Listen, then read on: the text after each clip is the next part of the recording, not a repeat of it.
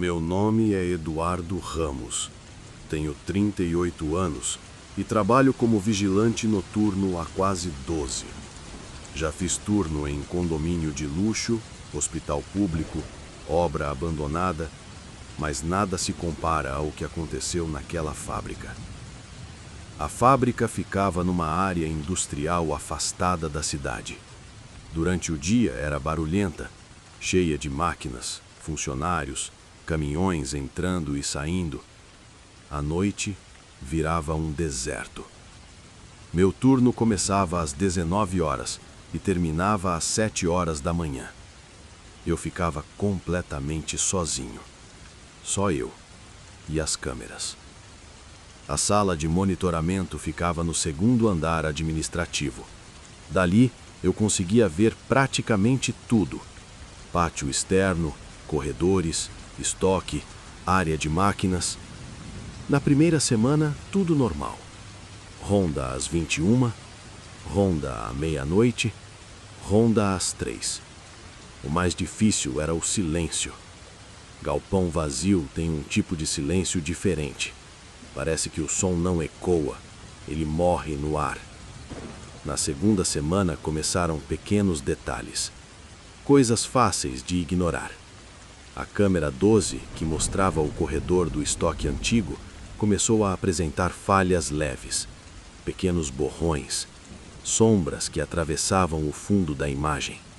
Eu pausava, voltava, ajustava contraste, nada. Na terceira noite, enquanto fazia ronda interna, ouvi um barulho metálico, como se uma ferramenta tivesse caído no chão. Vinha da área de montagem. Peguei a lanterna e fui verificar. Nada fora do lugar. Mas senti algo estranho ali. O ar estava mais frio. Muito mais frio do que o resto do galpão. Voltei para a sala de monitoramento tentando não pensar demais. Quando sentei, vi na câmera 12 algo diferente. No fundo do corredor havia uma silhueta, parada, imóvel, alta, fina. Eu congelei. Ampliei a imagem. Ela parecia estar voltada para a câmera, mas não dava para ver o rosto. Fiquei olhando por alguns segundos e então a imagem piscou. Quando voltou, o corredor estava vazio. Naquela noite eu não dormi depois do turno, mas tentei ignorar. Pensei em defeito técnico. Na noite seguinte, às 2h17 da manhã, a câmera 12 falhou novamente. Tela distorcida. Quando estabilizou, a silhueta estava lá, exatamente no mesmo lugar, parada, como se estivesse esperando. Eu comecei a anotar o horário. 2h17. Sempre 2h17. Na quinta noite seguida, eu decidi testar.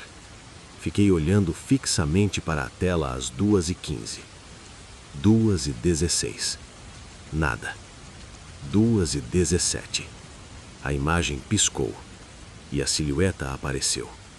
Mas dessa vez estava mais próxima. Não no fundo do corredor. Na metade. Meu estômago gelou. Eu aumentei o zoom. Era possível ver que a cabeça estava levemente inclinada para o lado, num ângulo errado, desconfortável. Eu ouvi um estalo atrás de mim. Virei. Nada. Voltei para a tela.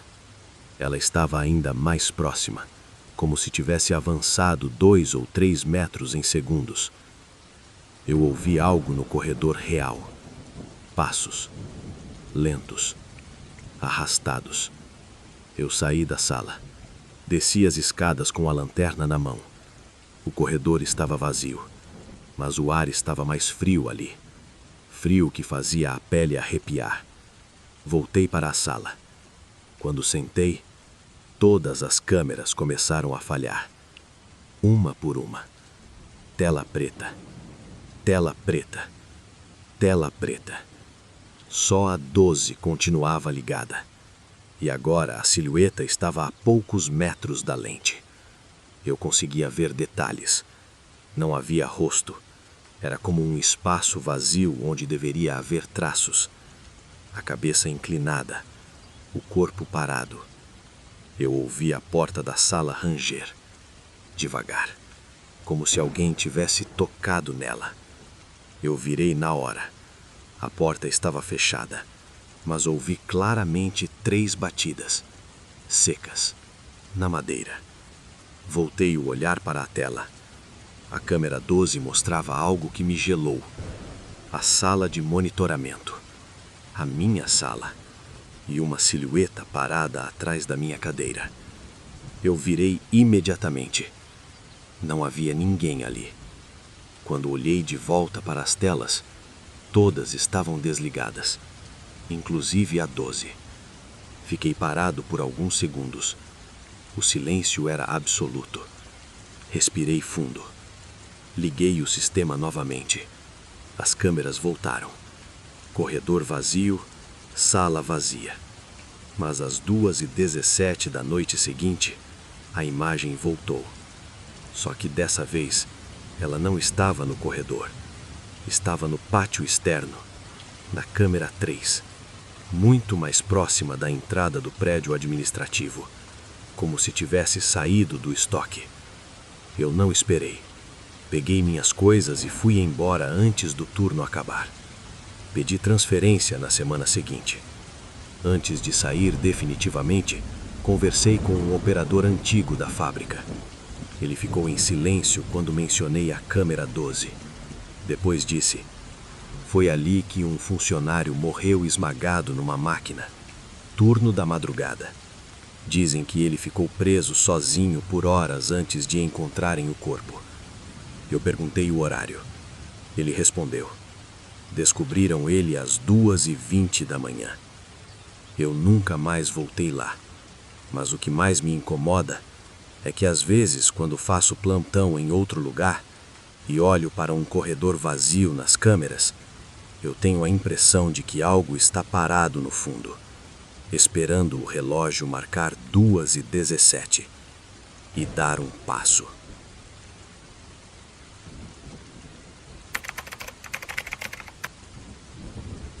Eu sempre gostei de trabalhar de madrugada. Menos movimento, menos barulho, menos gente apressada. Meu nome é Leandro Alves. Tenho 34 anos e trabalhei por quase 4 anos no turno da madrugada em uma padaria de bairro. Meu expediente começava às 23 horas e ia até às 6 da manhã. Àquela hora, a cidade é outra. As ruas ficam vazias. O som dos carros quase desaparece. E qualquer barulho pequeno parece maior do que deveria. A padaria ficava numa esquina tranquila, perto de um ponto de ônibus que praticamente não tinha movimento durante a madrugada. Das 23 horas até 1h ainda apareciam alguns clientes. Depois disso, ficava vazio. Eu ficava sozinho até o padeiro chegar às 4h30. Era rotina simples: organizar vitrines, limpar balcão, preparar café, controlar caixa. Mas tudo começou numa terça-feira, e sempre foi às 3 horas da manhã. Eu lembro porque olhei o relógio. 3h02. O sino da porta tocou, aquele trim metálico. Eu estranhei. Não era comum alguém entrar naquele horário. Olhei para a porta. Um homem estava parado ali. Alto, magro, roupas sociais antigas, molhadas, como se tivesse pegado chuva. Mas naquela noite não estava chovendo. Ele não falava nada, só olhava fixamente para mim. Eu quebrei o silêncio. "Boa noite, posso ajudar?" Ele demorou alguns segundos para responder. A voz saiu baixa, arrastada. "Café."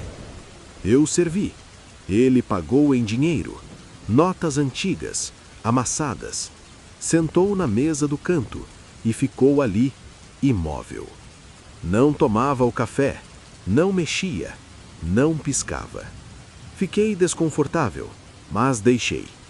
Depois de alguns minutos, fui limpar outra mesa. Quando olhei de novo, ele não estava mais lá. A xícara estava cheia, intocada. A porta não tinha tocado, o sino não soou. Ele simplesmente não estava mais ali. Eu achei que estivesse distraído, talvez tivesse saído rápido, mas o dinheiro ainda estava no caixa. Notas úmidas. Na noite seguinte, 3h02, o sino tocou. O mesmo homem, as mesmas roupas, o mesmo olhar fixo. Café. Servi. Ele sentou. Ficou imóvel. Dessa vez, eu fiquei olhando discretamente. Piscaram as luzes da padaria por meio segundo.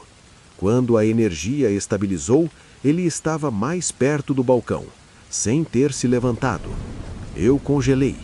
Olhei para a mesa. A cadeira estava vazia, mas ele estava parado a 2 metros de mim. O senhor precisa de mais alguma coisa? Ele inclinou levemente a cabeça, num ângulo estranho, como se o pescoço não obedecesse direito, e respondeu: "Não posso sair." Eu senti o estômago gelar. Como assim? Ele não respondeu. A luz piscou novamente. Quando estabilizou, ele não estava mais ali. Mas dessa vez, a xícara estava vazia, com marcas de café na borda. Na terceira madrugada, às 3h02, o sino tocou. Eu já estava esperando. Ele entrou, mas dessa vez deixou pegadas molhadas no chão. Marcas claras, da porta até a mesa. Eu segui com o olhar. Ele sentou e, pela primeira vez, tomou o café. Devagar, sem tirar os olhos de mim. Eu senti algo diferente no ar. Frio, mais frio que o normal. O freezer começou a apitar. Erro de temperatura. Fui até lá verificar. Quando voltei, ele estava parado atrás do balcão, do meu lado, sem ter passado pela porta. Eu quase gritei. Ele estava a menos de 1 metro de mim. Eu conseguia sentir o cheiro. Cheiro de água parada, terra molhada. "Você precisa fechar", ele disse. "Não posso sair." Eu não conseguia responder. Meu corpo não obedecia. As luzes começaram a piscar com mais intensidade. O freezer desligou sozinho. A máquina de café começou a funcionar sozinha. E então ouvi algo na porta, como se alguém estivesse tentando entrar. Mas o homem estava ali dentro. As luzes apagaram completamente. Ficou escuro, total. Eu ouvi passos dentro da padaria, ao meu redor, respiração próxima e uma frase repetida: "Não posso sair." Quando a energia voltou, eu estava sozinho, mas o chão estava molhado, como se alguém tivesse caminhado ali encharcado. Na manhã seguinte, eu contei para o dono da padaria. Ele ficou sério. Perguntou: "Era alto?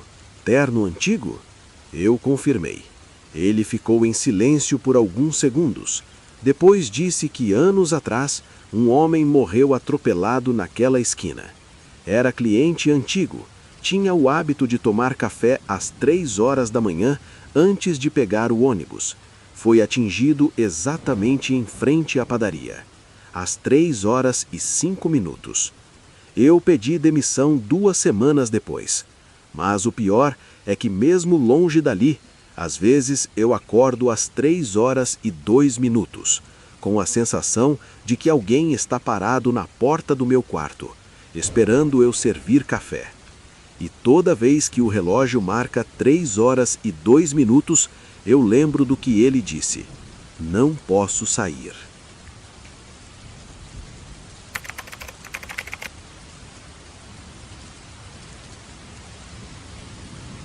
Eu já atendi acidente com vítima presa em ferragem.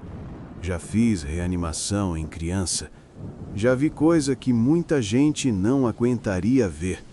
Mas nada me abalou tanto quanto aquela chamada. Meu nome é Rafael Duarte. Tenho 41 anos. Trabalho como socorrista há 14. Turno da madrugada sempre foi o mais pesado. Menos equipe, menos suporte e ocorrências mais estranhas. Era uma sexta-feira. Plantão das 19 às 7 horas. Até às 2 da manhã, tudo normal. Queda de moto, pressão alta, transferência hospitalar. Às 2h43, o rádio da ambulância chiou. Uma chamada entrou. Voz feminina, baixa, quase falhando. Preciso de ajuda. O operador perguntou o endereço. A voz respondeu: Rua das Acácias, número 117. Depois, silêncio. O operador tentou contato de volta, sem resposta. Mas o protocolo exige deslocamento. Eu e meu parceiro pegamos a ambulância e seguimos. Rua das Acácias ficava numa área antiga da cidade. Casas antigas, algumas abandonadas, pouca iluminação. Chegamos às 2h59. Número 117 era uma casa antiga, portão enferrujado, sem luz acesa, sem movimento. Eu bati no portão. Nada. Bati de novo. Silêncio absoluto. O rádio não registrava mais sinal da chamada. Meu parceiro comentou: deve ter sido trote. Mas algo ali estava errado. A casa parecia vazia há muito tempo. A pintura descascada, o mato alto, mas a sensação não era de abandono, era de espera. Empurrei o portão. Ele abriu com um rangido alto. Entramos no quintal. A porta da casa estava entreaberta. Eu chamei: serviço de emergência. Nenhuma resposta. Entramos. O interior estava escuro, mas não tinha poeira acumulada como casa abandonada. Parecia preservada. Andamos até a sala e então ouvimos um sussurro. Aqui. Vinha do corredor. Seguimos. O corredor era estreito, portas fechadas dos dois lados. A última porta estava aberta. Entramos. O quarto estava vazio, mas no centro do chão havia uma mancha escura, como marca antiga de algo derramado. Meu parceiro sussurrou: isso aqui não está certo. O rádio da ambulância chiou sozinho, mesmo desligado, e a mesma voz feminina saiu: vocês demoraram. Eu senti um frio subir pela espinha. Voltamos correndo para a ambulância. Fechamos as portas. Eu pedi para o operador confirmar a chamada. Ele ficou em silêncio por alguns segundos. Depois respondeu: não houve chamada nenhuma para esse endereço. Meu estômago caiu. Expliquei o que ouvimos. Ele repetiu: não há registro. No dia seguinte, pedi para verificar o histórico daquela casa. Descobri que anos atrás uma mulher tinha morrido ali. Hemorragia interna, sozinha. Chamou socorro, mas o endereço foi anotado errado. A ambulância nunca chegou. Ela morreu às 2h58 da manhã. Eu tentei esquecer, mas 3 noites depois, às 2h43, o rádio chiou novamente. A mesma voz. Rua das Acácias, 117. Eu gelei. O operador confirmou que, novamente, não havia chamada registrada. Eu ignorei, mas naquela madrugada, enquanto voltávamos para a base, ouvi algo na parte traseira da ambulância, como alguém batendo na divisória, 3 vezes. Meu parceiro virou. O compartimento estava vazio, mas o monitor cardíaco desligado começou a emitir sinal, linha irregular, como se alguém estivesse conectado, e então a voz saiu do rádio interno da ambulância. Vocês demoraram. Eu pedi transferência de turno. Nunca mais voltei àquela região, mas às vezes, quando estou de plantão, às 2h43, o rádio chia, mesmo desligado, e eu sempre tenho medo de ouvir o endereço de novo, porque da próxima vez eu não sei se vou ignorar.